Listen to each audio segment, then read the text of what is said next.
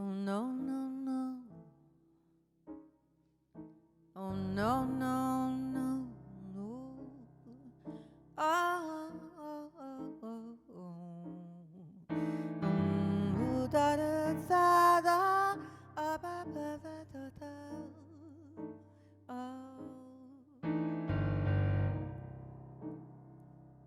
Oh no, no, no, oh no, no, no.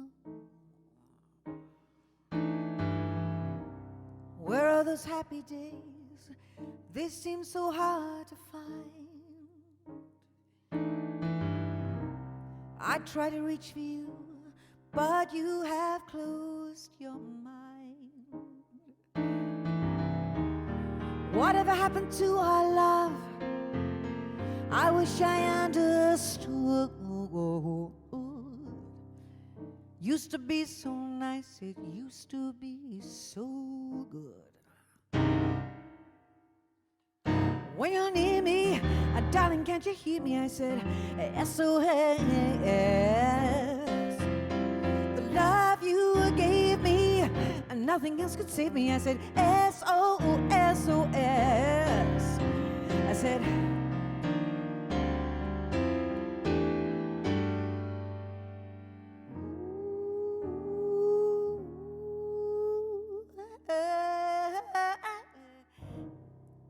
SOS.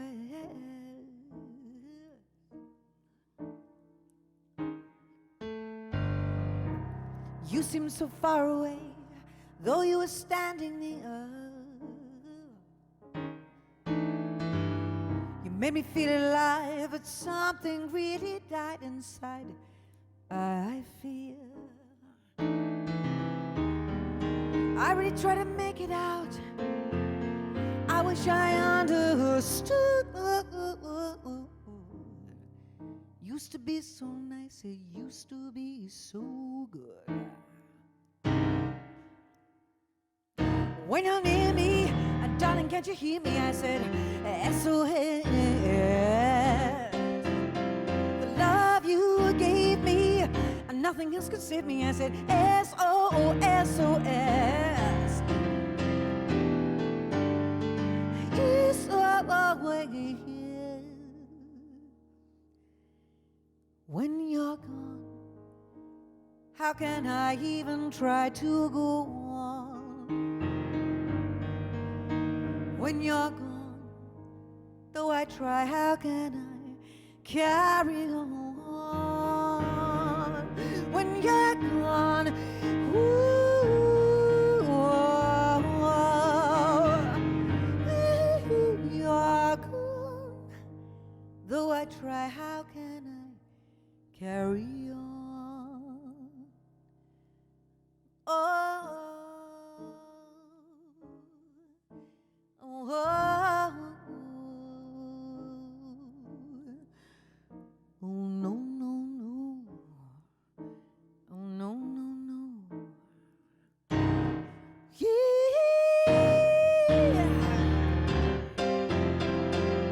Da da da da da da da. You know I need you. Oh, darling, don't you know that I need you? I need you. 'Cause when you're near me, darling, can't you hear me? I said SOS, SOS. The love you gave me, nothing else can save me. I said SOS, SOS. I said SOS, SOS, SOS.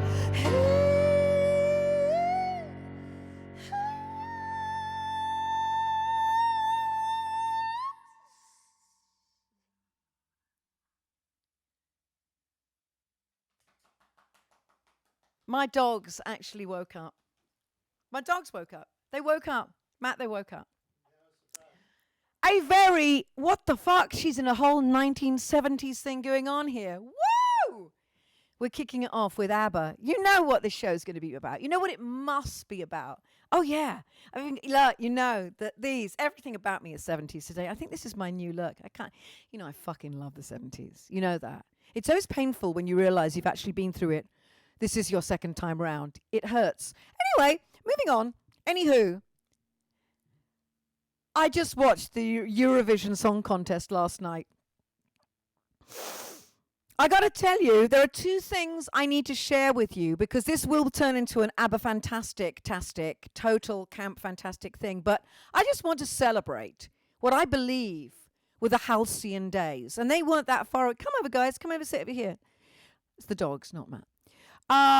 Anyway, I really feel that there were some halcyon moments that we've lost because the stage production, the lighting has got too good. It's too professional. It's too magical and incredible and incredibly Lord of the Things. No, I liked it when it was amateur hour at the big school. Anyway, that being said, last night I was gutted. Number one, that wonderful chap from Switzerland, the KD Lang lookalike, he was superb. I mean, fucking superb. That song should have won. All the, we know that when it was like the board of Eurovision Song Contest, rulers up on high somewhere and up on a cloud, where they all live in sequins and silver tin foil. And we know, aluminum foil to Americans. We know that wonderful artist should have won, KD. He should have won. Fucking robbed that was. And number two, like I said, apart from a couple of bonkers outfits that made me so happy, particularly Tix, the gentleman who thought he was going to win because he led with the tics because he had Tourette's and had tics. Bless his heart. And it was great, really. But still, it just, no. No. Why? Well, I'll get to that in a bit. Seemingly, there are, how many millions of voters were there? Well, they're all Italian. I'm going to rant later about that. Sorry, if Gabriele Nicotri, if you're on, then I'm going to rant about Italy in a minute. Anyway, I'm really missing the amateur moments. Remember those days, people in Britain and America. If you saw that film with what's his name with Eurovision? Who was it with the big? No, the big guy. The massive great guy who's in Blades of Blades. Anchorman. Will Ferrell, that's it. So that film was great, but I actually, you saw Conchita Wurst in there and all these great camp, fantastic, totally gay, wonderful scene. But I think it didn't embrace the truly, he was the most awful act in it. I think there would have been more awful acts than that. I mean, that's what I mean. It's become too slick. It's become too pro for me. I want to take us back to those halcyon days where the Greek entrance, no pun intended, wasn't dressed like a pole dancer. Like seemingly there's different categories. It's like if you're female, you're a pole dancer, or you look like Lizzo, or you're really deep and meaningful and Billie Eilish. And if you're a bloke, you're either like fucking sock down the pants, doing the hard whatever rock, strutting it, or you're pretending to be Metallica, or you're absolutely so fucking brilliantly camp and just, I don't know. There just seem to be these blocks and there's nothing in between. Fair enough. I hear you scream. Remember the days when Greece was always represented by somebody in a muumuu playing. I remember one year someone playing what looked like an enormous bunch of grapes. Who could forget that? I've been searching for that photo. I couldn't find it. With the balalaika going in the background. I'm sorry. And singing in Greek. We know they can't win. It's not happening, is it? But still. Fucking ace. That's my idea of a really good night watching Euro.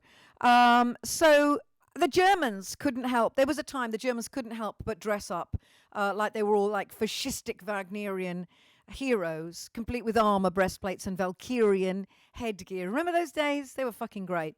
Thankfully, the Scandinavians, who obviously drank the mythological Kool-Aid, think 2005's Finnish entrance and winner of the 2005 Eurovision Song Contest, Lordi. Do we have the photographs of that? Whilst the enormous, noisiest bike in the world goes by. Yeah, here. There's Lordi right there. Come and lie down, baby. Lie on the sofa, honey. There you go. Lie on the sofa. I can't take you out. It's not walkie time. Go and lie down, baby. Go and lie down. Go and lie down. Fucking hell. Lie down. Go, baby. Risa, good lie down. Good lie down for your mom. Oh. And then look at me with loving yellow eyes. Oh, fucking great. Love my dogs. Anyway, there's Lordi. Luckily, for us. Some Eastern European countries still provide us with that wild card. You know the one, the what the fuck were they thinking moment that usually includes bicycles, pointy hats, and wind instruments. Do we have that photo ready? There are no words. We're just grateful. We're all kinds of grateful. Yeah. Thank you, Moldova, 2011. Or, this was a good one, the Latvian pirate-themed horror that left us all so grateful but wondering why. Yeah. Now, I yearn, with since the stagecraft, like I said, since the lighting makes everybody look fucking great, even if it's shit and amateur. It doesn't matter, like when they nearly dropped that girl last night. You know the one. Yes, in the cat suit, the 18-year-old in the purple tinsely. But I miss the plus-size Bride of Frankenstein look, the opera singer. We've had that. Yes. I miss that. I miss that look a lot with crap background. I miss even the conjoined Russian hair twins. They were the Russian Jedward of the. And let's not even talk about Jedward and Dusty the Turkey, or whatever his name is, that from Ireland. Ireland is making damn sure they never win ever again. They didn't even get into the finals with that woman, that girl, like crawling desperately, depressingly, melancholily, Celtically through the cutouts. Fuck that. Anyway, that was, that baby? Oh, she's fed up. All right. And then there's always a good portion of the desperate glam bollock bearing jumpsuit that we love, with the nads on show, like some Spinal Tap. Obviously, that makes me happy. Some throwback. It's wonderful. We love that. Always desperate. And then, when in doubt, when the conjoined twins don't work, pull some fucking babushkas out of your hat. There was even that woman that came out with a giant babushka. So popular with the babushkas that last night there was the giant babushka. Well, there was in the run-up, there was the giant babushka. But yeah, they were, remember them? Cackling and looking like we are so Russian and we're babushkas, but we're only 30 years old each. But anyway, I love that. I have, and if anybody can help me find this, by the way, please send me the photos. Does anybody else in Britain have a fond memory of an S&M song? A moment with a guy all in black. Literally, he was like latex or leather, like was sprayed on him. And it was all a sort of crotch-grabbing moment. He was in a chair. He was in a big sofa-y kind of comfy chair. And there were these women he obviously wasn't at all interested in whatsoever. Gorgeous Adonis that he was. And they were crotch-grabbing and like head down and leaning over to everything you could really want to see on a good family show like Eurovision. Why the fuck can't I find any images of that? I want, if anybody can find that, please send, because that was one of my highlights, I have to say. And then if you happen to be three really unfortunately unattractive straight men who are a little bit on the plump side, nothing against that, then what better thing to do than to dress them in really inappropriately loud, bad-fitting suits, but have them surrounded by dancers plucked straight from the Playboy, Playboy, what is it, Bunny of the Month or whatever the fuck you call, I don't know, what I'm talking, the centerfold, to cavort around them, distracting the viewer and the voter into being so confused. It's like, am I voting for the three mediocre blokes with a mediocre song, or am I voting for the girl who's basically wearing something the size of a napkin that might disappear up her fucking butt crack any moment? It's really confusing because you just don't know what you're voting for half the time. I think we all know that one. Well, I look back today and celebrate the truly camp days when Britain embraced. We were the kings. We were the leaders in so many of the songs that were absolutely huge favourites. Puppet on a String. I think that was Dusty Springfield. I believe that was. Like a puppet on a string. All those kind of things, Save all your kisses for me. Save all. Anyway, all that stuff, You're making your mind up.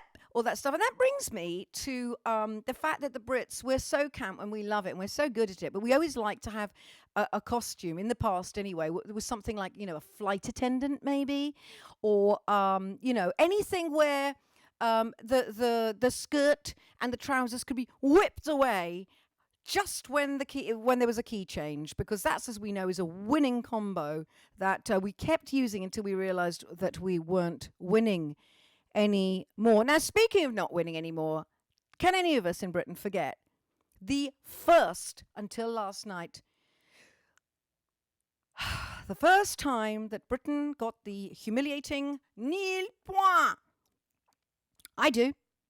It's one of my highlights. It's one of my all-time Euro highlights.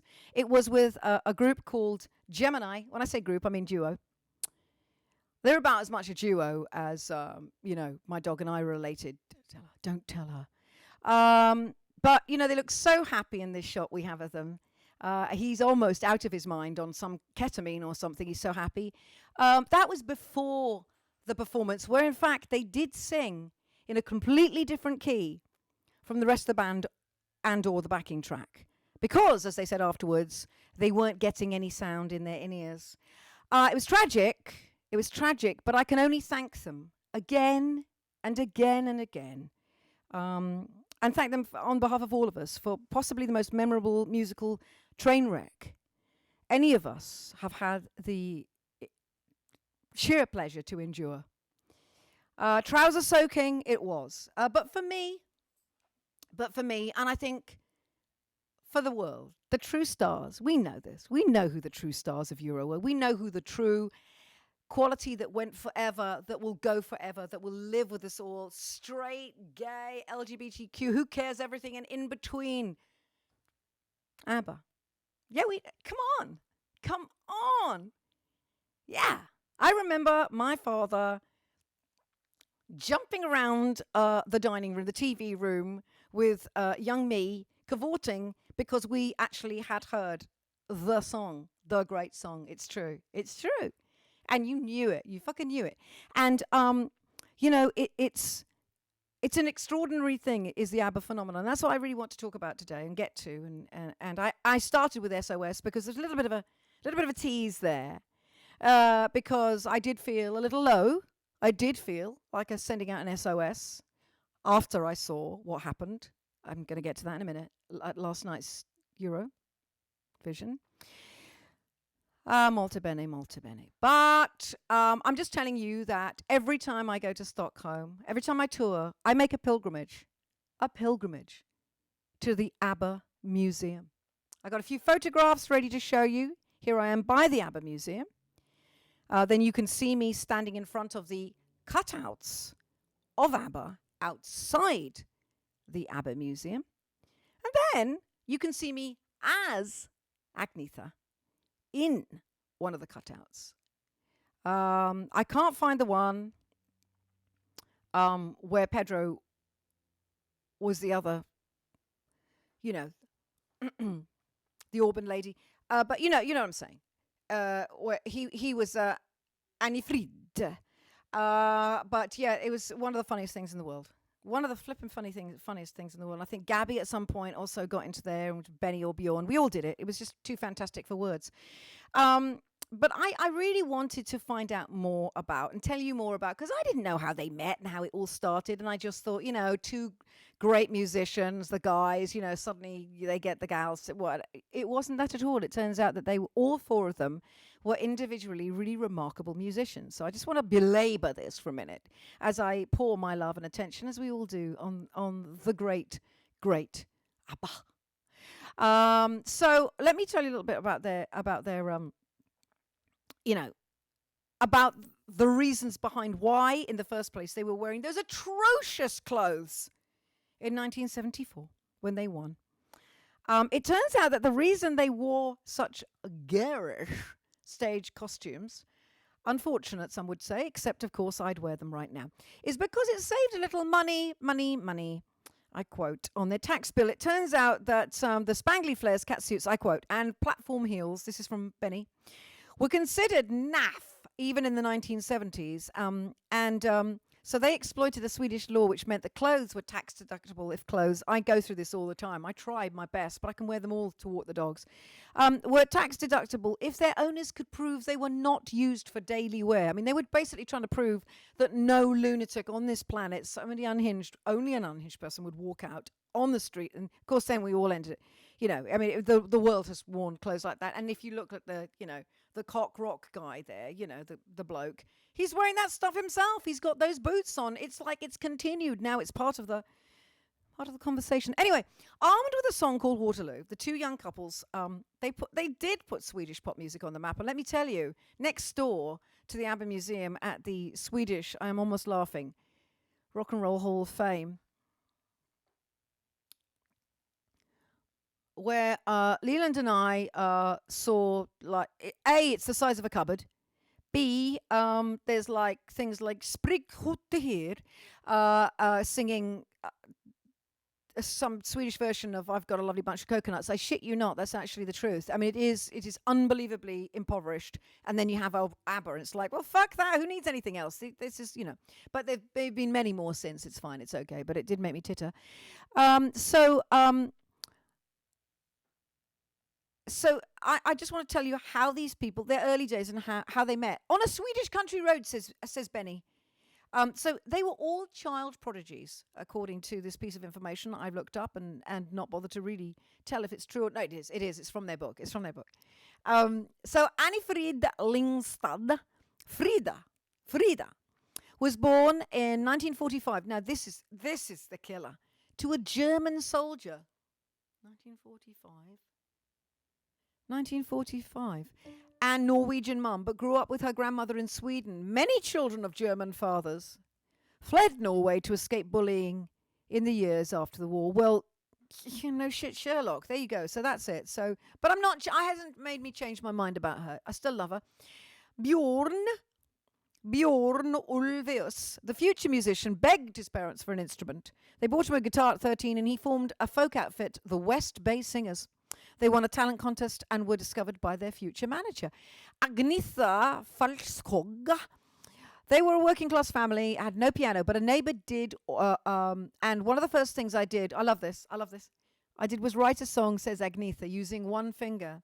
I wrote Two Little Trolls when I was 5 years old. I'm sorry, I think it's one of the greatest names of a song I have ever heard in my life. Two Little Trolls. Goran Bror Andersson, Benny, born in Stockholm, his first musical memories are of the accordion. There's actually laws against that. And he got his own at 6. At 15, he was a touring musician, and in 65, he had his first hit, No Response. It's a bit dark, which went to top 10. Now, here's what's interesting. January 71, the band that became ABBA performed Benny and Bjorn's recent hit, Hedjigar Niman, a song about a Salvation Army soldier, this is all very dark, for the Sally Army, I see, accompanied by fiancés Annie-Frid and Agnetha, and were met with massive applause. And that's what gave them the incentive to think, oh crap, this is really fantastic. They were just, two couples. And in the beginning, they met on 2 buses carrying Bjorn's chart-topping group, the Hootenanny Singers. I'm sorry, it's like, this is Sweden we're talking, the Hootenanny Singers, okay. The other Bennies, Hep Stars, encountered each other between gigs, and from one bus, an invitation was yelled out to the other one. This is unbelievable. So many coincidences from our lives, remembers Bjorn, 32 years after the band quietly embarked on an undeclared but apparently permanent retirement. What were the odds I'd meet Benny on a country road in the 60s, that I would meet Agnetha? What are the odds that Benny would meet Frida a few months later, and she was also a terrific singer, that one of the girls is a soprano and the other a mezzo-soprano, and that they would make magic when they sang together? And that is an extraordinary thing, and it's true. It's just like, how the fuck does that work? Talk about the stars aligning bullshit. Honestly, when they first, after they, the hit with Waterloo, and they became just like a world phenomenon, and they got their first album out, I read this, it's an amazing thing. They were set to play the Albert Hall, and the day the tickets were released, the ticket demand was so much that they could have played 700 performances straight in that 5,000 seater, which I believe is what, or is it 8,000? I can't tell, the Royal Albert Hall, but I mean, it was just incredible. And they were incredible, and they had such an incredible mark, made us such an effect on music. I mean, think about it. From that point in 74, and we have all the way up to Mamma Mia and the stage show and the films and Mamma Mia 2, and it keeps going on and it keeps going on, and because the songs are great. The songs are amazing. Other stage shows. And what was the other the thing? Was it chess that he did, Bjorn? But there was another show, I think. Anyway, as well, with Tim Rice, I think it was. Anyway, so I really feel like, and if we can bring up that the last couple of shots, which is of the very costume in the ABBA Museum, and the guitar that I actually got to see, and then me proudly looking on in my adoring way in the ABBA Museum. They have given so much, even to the point that, of course, when I went out on the road with Richard Thompson to do 1,000 Years of Popular Music, guess who he loves? Yeah. ABBA. Who doesn't?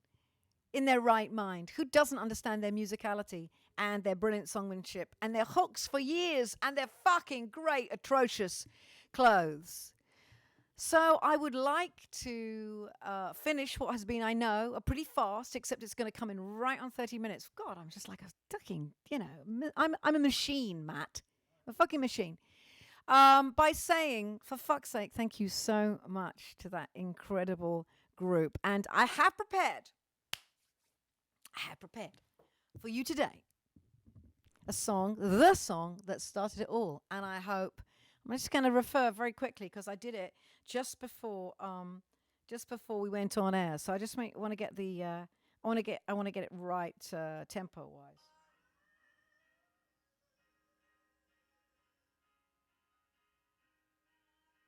Oh yeah. This is my favorite, and it makes me think about my dad, and me, and Sue, us watching it, knowing, us all as a family, my mum, all of us knowing that this was this was something special. It's an amazing thing that memory stays with me to this day. So here is the fabulous Waterloo.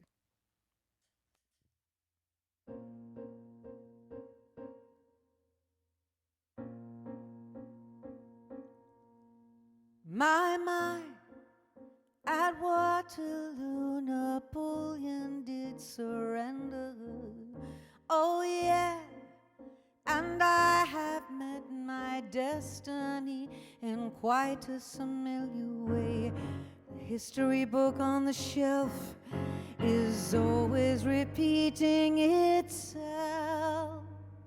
Waterloo, I was defeated, you won the war. Waterloo, I promise to love you forevermore. Waterloo, couldn't escape you if I wanted to. Waterloo, knowing my fate is to be with you. Waterloo,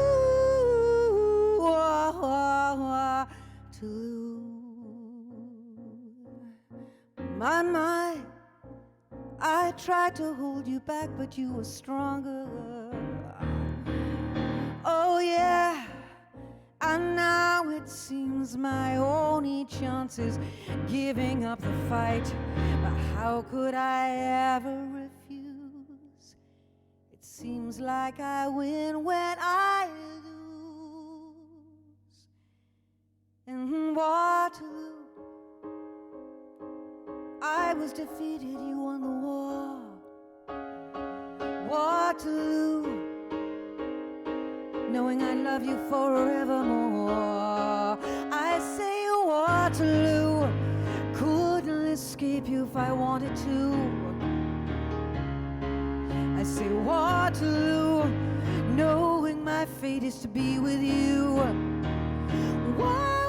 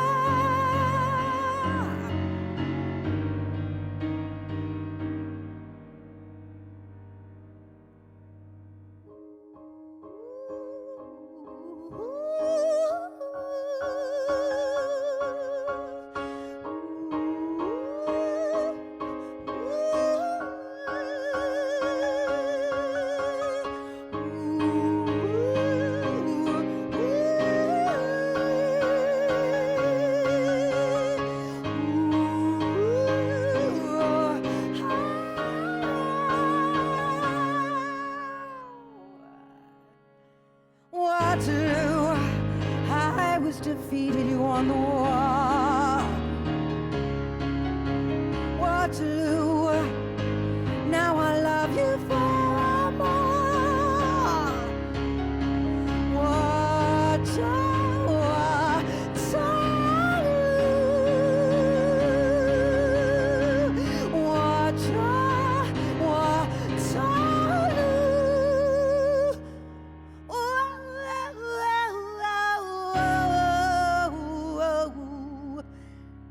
facing my Waterloo.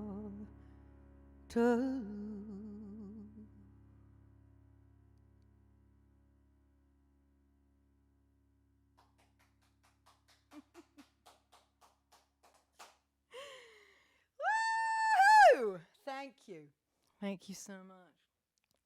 Of course, I forgot to put it in record as always. I do it every single fucking time. I'm meant to remember. It's like Dave's brain says to me, all you have to do, Jude, is just hit record, and then you can just capture these moments which they're so spontaneous, so spur of the moment. You want to catch them because you can get the magic in the bottle. It's a fucking hell, I did it again. Anyway, we got a really good version, I think. So, what can I tell you? Let me see a few. Hang on. Oh, my sister, darling, bloody grey. Woohoo! Yeah. Wow, wow, wow. Can we enter, says Megan McLeod, Aretha and Franklin, into the Eurovision competition? I actually think that they're massively overqualified as musicians, especially with your training recently. So I'd say no to that one, Megan, but good point. MG Cairns, brava, lovely Judith. Thank you very much, MG, my darling. It's just yet another one that I just want to go out and play because it makes me so happy. That song is just life's blood. Here we go. And it's I'm so very, very glad to do with you. Now, listen, I didn't see, obviously, because I couldn't. It was like one of my rare days out that I had to do a job and some other work and some filming. So I'm so glad that you enjoyed the Yummy story of the last show. That really was a labor of love. And thank you so much to Matt Midland for just doing such an incredible editing job. And of course to Leland Sklar for being such a fucking joy, full of so much. I mean, he just, he's shameless like me, but he's got such a great sense of humor and sense of joy and just what the hell, So I want to thank him so much for that. That was a pleasure. And that time really on the bus with him and Pedro was truly magical and an amazing thing. And what I didn't mention was that I wrote the songs for somebody's child on the bus and tried them out with the guys. And that was the beginning of that. And so it was, again, one of those memories that will be magical forever and a day. That's so lovely. Neil, for fuck's sake. Now, Neil, I want to share with you and everybody that I just before we went on air did in fact write the For Fuck's Sake theme tune. Oh my God. For fuck's sake. I've written a theme tune, and I am going to actually try and record it before Wednesday and throw it at you for that show. I'm sorry, there's a man who's driving either a Harley Davidson or the largest lawnmower any of us have ever come across. Anyway, lawnmower. You're going to hear that for the first time on Wednesday. God knows what I'm going to do on Wednesday shows, but I think I'll think of something. I think I will think of something. Peace be to Yami. I've got that there. Yes, we have a peace be to Yami. Yes. And it is a very, very jingly, for fuck's sake. So all I can say to you, my marvelous friends, is that I hope that, like me, you will finally come to terms with the fact that the Italian entrant in this year's Eurovision Song Contest won. I'm still in shock. Me and I think Graham Norton. Only because I didn't think there were that many Italian voters in the world, but seemingly there are. And as we know, as I said before, a little bit of 1970s pseudo cock rock never hurts anyone, except it meant that the incredible man that was Katie Lang, come to life, lost. And then there was Iceland. Don't get me started. I'm so angry. I'm so upset. But I leave you with that. And I love Italy so much, but still. But thank you for sharing your Sunday with me, or bit of your Sunday, and for sharing memories of those halcyon days when Amateur Hour felt pretty good, didn't it? Felt good. I am your hostess with the mostest love of ABBA there is in this world, Judith Owen, and I want you all to take care, look after yourselves, do the right thing, keep those masks on, and don't get a bacterial infection like I got, for fuck's sake, by taking your mask off. Anyway, that's another conversation altogether. I will see you on Wednesday with a fresh jingle for another exciting episode of For Fuck's Sake. Love you guys. Take care. Mwah.